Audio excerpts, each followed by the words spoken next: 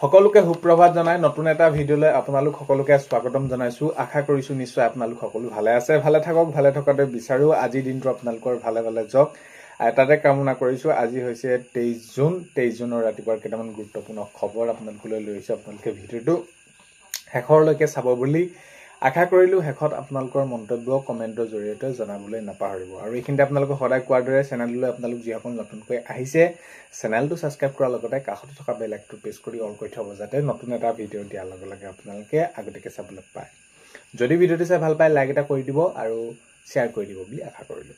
এতিয়া প্ৰথমটো খবৰ যদি চাওঁ, যদি আপোনালোকৰ ৰেচন কাৰ্ড নাই তেনেহ'লে ৰেচন কাৰ্ড অতি সোনকালে আপোনালোকে আবেদন কৰি লওক, কিয়নো ৰেচন কাৰ্ডখন থকাৰ লগে লগে আপোনালোকৰ বহুকেইটা সুবিধা আহি পৰে। আৰু এতিয়া আটাইতকৈ গুৰুত্বপূৰ্ণ এখন নথিপত্ৰ হৈ পৰিছে ৰেচন কাৰ্ড। ৰেচন কাৰ্ডখন থাকিলে আপোনালোকে অৰুণোদয় আঁচনি, চৰকাৰী ঘৰ, আপোনালোকে জব কাৰ্ডৰ কাৰণে তো এই সকলোখিনি, বিশেষকৈ আয়ুষ্মান কাৰ্ড, তো এতিয়া আটাইতকৈ গুৰুত্বপূৰ্ণ এখন নথিপত্ৰ হৈছে ৰেচন কাৰ্ড। ৰেচন কাৰ্ডখন থাকিলেহে আপোনালোকে প্ৰত্যেকটো সুবিধা আপোনালোকে লাভ কৰিব। সেইবাবে আপোনালোকৰ যদি আপোনালোকে ৰেচন কাৰ্ডখন আপোনালোকে আবেদন কৰা নাই, অতি সোনকালে আপোনালোকে কৰি লওক। চৰকাৰী ঘৰৰ বাবে আপোনালোকে আবেদন কৰিব পাৰিব পাছত।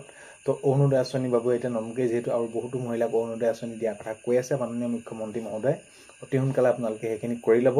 আৰু এইখিনিতে আৰু এটা ৰেচন কাৰ্ডৰ লগত সংলগ্ন হৈ থকা কথা এইটো ক'ব বিচাৰিছোঁ, যদি আপোনালোকৰ পৰিয়ালত কোনোবা সদস্য বাদ পৰি আছে, কিবা কাৰণত তেওঁৰ নাম কি হ'ল থাকি গ'ল, তো আপোনালোকে অতি সোনকালে তেওঁৰ নামো সেইখিনি কি কৰিব পাৰিব, আপোনালোকে তাতে সংলগ্ন কৰিব পাৰিব। অতি সোনকালে আপোনালোকে ৰেচন কাৰ্ডৰ আবেদন কৰক আৰু যিখিনি থাকি গৈছে তেওঁলোকৰ সেইখিনি নাম ভৰ্তি কৰক।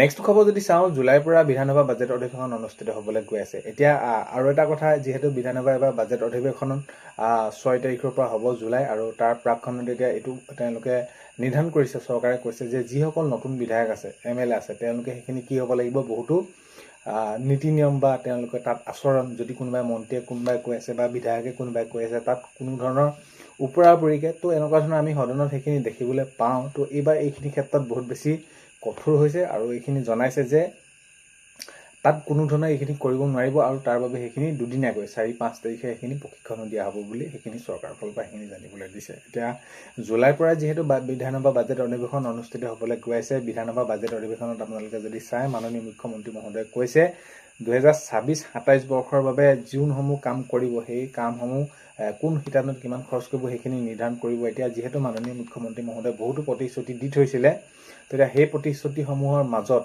এতিয়া কোনসমূহ কাম কৰে সেইটো এটা উল্লেখনীয় বিষয় হ'ব। সেই যদি আমি কামসমূহৰ ভিতৰত চাওঁ, তেনেহ'লে অংগনবাদী কৰ্মী সহায়িকাসকলক এককালীন যি আপোনালোকে যদি চায়, তেনেহ'লে স্কুটি প্ৰসংগ আপোনালোকে যদি চায়, গুৰু দক্ষিণা, বিদ্যালয় প্ৰাধিকৰণ আৰু আত্মনিৰ্ভৰশীল আঁচনি, অৰুণোদয় আঁচনি বৃদ্ধি কৰা, তো এই বিভিন্ন ধৰণৰ আছে এইবিলাক।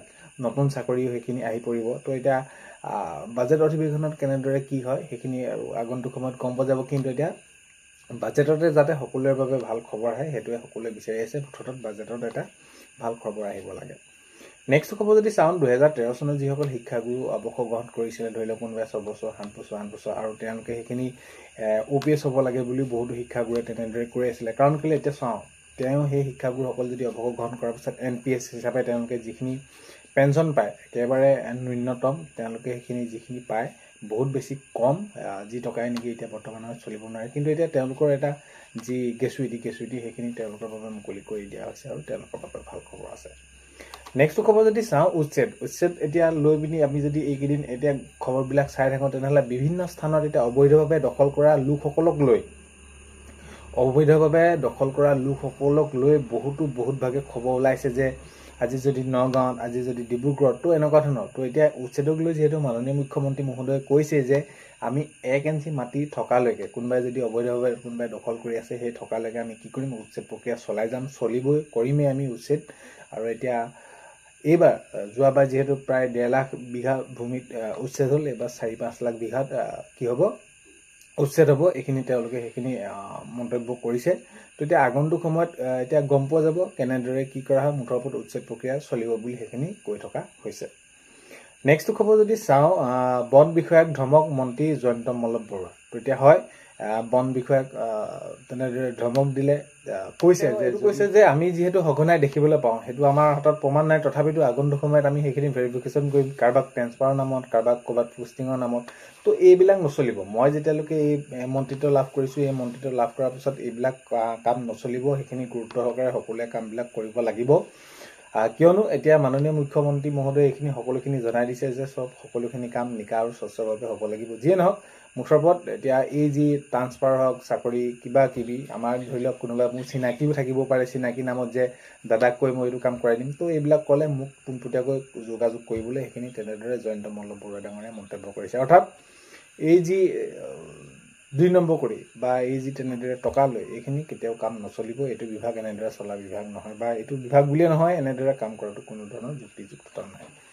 নেক্সট খবৰ যদি চাওঁ, বিধায়ক হিচাপে শপত ল'লে বদৌলী আজমল ডাঙৰীয়া। বদৌলী আজমল ডাঙৰীয়াই বিধায়ক হিচাপে শপত লোৱা দেখা যায়। নেক্সট খবৰ যদি চাওঁ, বিহালী বুথৈ নৈৰ বাঢ়নী পানীয়ে উটুৱাই নিছে বহুতো সা সামগ্ৰী আৰু খেতি কৰিবলৈ যোৱা এখন ট্ৰেক্টৰ পাৰ ইপাৰ হওঁতে সেইখন ট্ৰেক্টৰ উটুৱাই নিয়া দেখা গৈছে। আৰু এতিয়া বৰ্তমান সময়ত যদি চাওঁ, এতিয়া ৰাজ্যৰ চৌদিশে প্ৰায় বানপানী, খহনীয়া, আৰু এইটো সময়ত আপোনালোকে যি সময়ত যিটো ঠাইত বানপানী হয় সেইখিনিত আপোনালোকে কি কৰিব, অলপ সাৱধানে থাকিব। কাৰণ কেলৈ কোনটো সময়ত কি হয় এতিয়া কোনো ধৰিব নোৱাৰি। এইটো আমি সাৱধানে থকাটো বহুত বেছি আমাৰ বাবে কৰ্তব্য বা দায়িত্ব। এইটো যিয়ে নহওক ক্ষয় ক্ষতি বহুত হয়, আৰু এইখিনি ক্ষেত্ৰত পদক্ষেপ লোৱাৰ কথা কৈছেও যে বানপানী হওক বা এনেদৰে খহনীয়া হওক সেইখিনি কামখিনি কৰাৰ কথাও ইতিমধ্যে চৰকাৰে হাতত লোৱাৰ কথা কৈছে, আৰু এইখিনি দ্ৰুতগতিয়ে কামবিলাক কৰাৰ কথাও কৈছে। নেক্সট খবৰ যদি চাওঁ, জাপানৰ প্ৰধানমন্ত্ৰী আদৰিবলৈ সাজু চৰকাৰ। এতিয়া জাপানৰ প্ৰধানমন্ত্ৰী যিহেতু এতিয়া জুলাইত আহিব, 1 তাৰিখে অহাৰ সম্ভাৱনা আছে, আৰু তাক লৈ এতিয়া গোটেইখিনি চাৰিওফালে গুৱাহাটীত যদি আমি চাওঁ তেনেহ'লে প্ৰায় কামবিলাক সাজু হৈ তুলিছে। মুঠতে এতিয়া তীব্ৰ গতিত কামবিলাক চলি থকা দেখা গৈছে। চাৰিওফালে গুৱাহাটীত সকলোখিনি ৰং বিৰং কৰি থকা হৈছে। মুঠৰ ওপৰত চাৰিওফালে জাক জমকতাৰ সৃষ্টি কৰা দেখা গৈছে। নেক্সট খবৰ যদি চাওঁ, ডিমাপুৰৰ ইম্ফল সংযোগী ৰাষ্ট্ৰীয় পথ বন্ধ। এতিয়া ট্ৰাক চালকসকল তেনেদৰে সেইখিনি গৈছে, আৰু এতিয়া বিভিন্ন ক্ষেত্ৰত এতিয়া এই যি ডিমাপুৰ ইম্ফল সংযোগী ৰাষ্ট্ৰীয় ঘাইপথ বন্ধ হোৱা দেখা গৈছে। নেক্সট খবৰ যদি চাওঁ, নগাঁৱৰ বৰঘাট বাইপাছত বৃহৎ পৰিমাণৰ ড্ৰাগছ উদ্ধাৰ। তো এতিয়া এই ড্ৰাগছ হওক বা গাঞ্জা হওক, এই এনেকুৱা ধৰণৰ খবৰবিলাক বহুত বেছি আহি থাকে, আৰু এই এনেকুৱা ধৰণৰ ড্ৰাগছ, এনেকুৱা নিচাজাতীয় সামগ্ৰী খাই পিনি বহুতো উঠি অহা যুৱচাম মানে তেওঁলোকে যি বিপথে পৰিচালিত হৈছে বা নকৰিবলগীয়া বহুতখিনি কাম কৰিছে, আৰু এইখিনি ক্ষেত্ৰত আৰক্ষীয়ে পদক্ষেপ লৈছে। আৰু এতিয়া দেখা গৈছে যে নগাঁৱৰ যি বৰঘাট বাইপাছত বৃহৎ পৰিমাণৰ ড্ৰাগছ উদ্ধাৰ। আৰু এতিয়া আমি যিসকল যদি চাওঁ যুৱচাম উঠি আহিছে, তেওঁলোকে এইখিনি ড্ৰাগছ খাইছে বা কিবা কৰিছে, নিচা সেৱন কৰিছে, তো এইখিনি আচলতে কৰিব নালাগে। তেওঁলোকৰ ঘৰখনৰ হওক বা সমাজখনৰ বাবে বহুত বেছি বেয়া। কাৰণ কেলৈ প্ৰজন্ম এনেকুৱা ধৰণৰ যদি নিচাত আসক্ত হৈ মানে চাৰিওফালে এইখিনি পৰিৱেশ সৃষ্টি কৰে, আৰু এনেকুৱা ধৰণৰ কাৰ্যত জড়িত হ'লে কি কেনেকুৱা ধৰণৰ পৰিস্থিতিলৈ যায় সেইটো আৰু মই বিশেষ বহলাই কোৱাৰ প্ৰয়োজন নাই। নেক্সট খবৰ যদি চাওঁ, অব্যাহত আছে জুবিন গাৰ্গৰ হত্যা গোচৰৰ বিচাৰ। এতিয়া হয় আপোনালোকে গমেই পাইছে, অব্যাহত আছে জুবিন গাৰ্গৰ হত্যা গোচৰ, আৰু প্ৰকৃততে আমি কি হৈছিল সেইটো দিনটোত, কিয় হ'বলৈ পালে, সেইটো আমি সকলোৱে বিচাৰিছোঁ। দোষীয়ে শাস্তি পাব লাগে। মুঠৰ ওপৰত দোষীয়ে কঠোৰতকৈ কঠোৰতম শাস্তি পাব লাগে। কি হৈছিলে, কাৰণ ইমান মানুহক সহায় কৰে। কোনোবাই যদি শিক্ষাৰ ক্ষেত্ৰত, কোনোবাই পঢ়া শুনাৰ ক্ষেত্ৰত খৰচ বিচাৰি গৈছে, তেওঁকো দিছে, চিকিৎসাৰ ক্ষেত্ৰত তেওঁকো দিছে। তো এই যে শেষ পৰ্যায়তো তেনেকুৱা ধৰণে জুবিন গাৰ্গক আমি খবৰটো পাম কোনো কল্পনা কৰা নাছিল, আৰু যিসকল জড়িত আছে সকলোৱে কঠোৰতকৈ কঠোৰতম শাস্তি পাওক। আৰু এতিয়া অব্যাহত আছে জুবিন গাৰ্গৰ হত্যা গোচৰৰ বিচাৰ। নেক্সট খবৰ যদি চাওঁ, 3টাতকৈ অধিক সন্তান যদি কোনোবাই গৰ্ভৱতী মহিলাই মানে কি হ'ব, বিনামূলীয়া যিসমূহ চিকিৎসা পায় চৰকাৰৰ ফালে সেইসমূহ নাপাব বুলি বিধানসভাৰ অধ্যক্ষ ৰঞ্জিত কুমাৰ দাস ডাঙৰীয়াই মন্তব্য কৰিছে আজি। তো আগন্তুক সময়ত সেইখিনি স্বাস্থ্যমন্ত্ৰীকো সেইখিনি বুজ ল'বলৈ বা সেইখিনি পদক্ষেপ ল'বলৈ পোনপটীয়াকৈ তেওঁ সেইখিনি মুকলিভাৱে কথা কোৱা দেখা গৈছে। তো আজি 23 জুনৰ ৰাতিপুৱা খবৰ এইকেইটাই আপোনালোকক জনালোঁ। ভিডিঅ'টো আপোনালোকে শেষৰলৈকে চোৱাৰ বাবে বহুতেই বেছি ধন্যবাদ। আৰু এইখিনিতে আপোনালোকক এটা অনুৰোধ কৰিম, চেনেলটো যদি আপোনালোক নতুনকৈ আহিছে চেনেলটো ছাবস্ক্ৰাইব কৰাৰ লগতে কাষতে থকা বেল আইকনটো প্ৰেছ কৰি অল কৰি থ'ব, যাতে নতুন এটা ভিডিঅ' দিয়াৰ লগে লগে আপোনালোকে আগতীয়াকৈ চাবলৈ পায়। আজিলৈ ইমানেই, অন্য এটা ভিডিঅ'তে লগ পোৱা হ'লে